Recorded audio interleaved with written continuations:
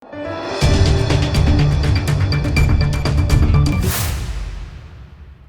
દર્શક મિત્રો, આપ જોઈ રહ્યા છો લોકમૈત્રી ન્યૂઝ. હું છું એન્કર અમિતા પટેલ. હવે જોઈએ અગત્યના સમાચાર. જેરતના 4 રસ્તા પર પાસે ભર ઉનાળે ભૂવો પડ્યો. આ સ્થળે 5મી વખત ભૂવો પડતા પાલિકાના અધિકારીઓની કામગીરી પર ઉઠ્યા સવાલ.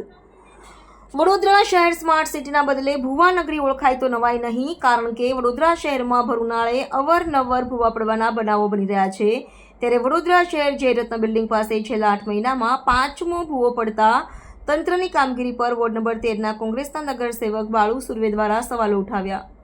ગત સમયે આ જગ્યાએ 20થી 25 ફૂટનો ભૂવો પડતા ટેમ્પો ફસાઈ ગયો હતો અને તંત્ર દ્વારા સમારકામની કામગીરી કરવામાં આવી હતી, પરંતુ કોન્ટ્રાક્ટર દ્વારા હલકી ગુણવત્તાનું મટીરીયલ વાપરતા આજ વિસ્તારમાં ફરી 5 ફૂટનો ભૂવો પડતા કામગીરી પર ઉઠાવ્યા સવાલો.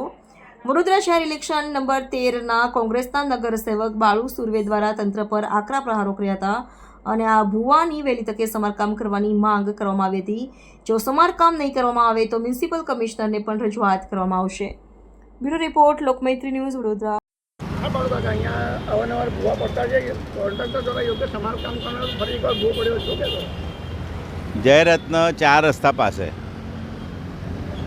આ 6 થી 8 મહિનાની અંદર 5મી કે 6ઠી વખત મોટો ભૂવો પડે છે. તમે જોઈ શકો કે ગઈ વખત જે પડેલો એ તો 20 થી 25 ફૂટ જેટલો ઊંડો હતો. આજે બી જે પડ્યો છે આજે ભૂવો તમે જો ઓછામાં ઓછો 5-5.5 ફૂટ જેટલો છે.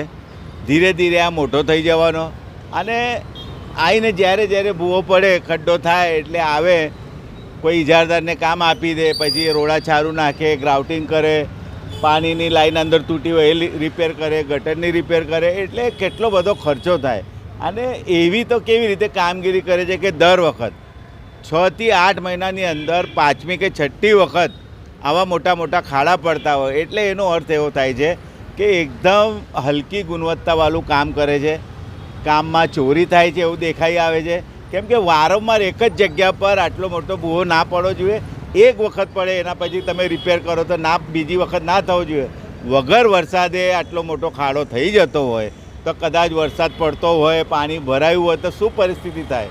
એટલે વહેલી તકે આજે કે 5-5.5 ફૂટ જેટલો ખાડો પડી ગયો છે, વહેલી તકે એને એવી રીતે રિપેર કરો કે ચોમાસામાં ખાડો ના પડે, કોઈને નુકસાન ના થાય, કોઈ આવતા જતાં અંદર પડી ના જાય. ગયા વખત તો આખી 4 વ્હીલ ગાડી અંદર જતી રહેલી, એટલે સમજી શકો કે કેટલી ગંભીર બાબત હશે. એટલે જે પણ અધિકારી હશે વહેલી તકે આની કામગીરી યોગ્ય રીતે કરવી જોઈએ. અમે જે તે લાગતા વળગતાને ફોન તો કરી જ દઈશું હમણાં, ને કદાચ આજને 1-2 દિવસની અંદર આ કામ ના કરે તો કમિશનરશ્રીને પણ રજૂઆત કરીશું. અમારી એટલી જ માગણી છે કે આવે ઠેર જગ્યા ભર ઉનાળામાં આવા મોટા મોટા ખાડા પડાય છે એને રિપેર ના પાડવા જોઈએ. એને દેખાઈ આવે છે કે હલકી ગુણવત્તાવાળું કામ થઈ રહ્યું છે આખા વડોદરા શહેરમાં, અમારા વિસ્તારમાં. એને ખાસ પર જે ઇજારદાર હશે એના પર કડક વલણ રાખવું જોઈએ એવી અમારી માગણી છે.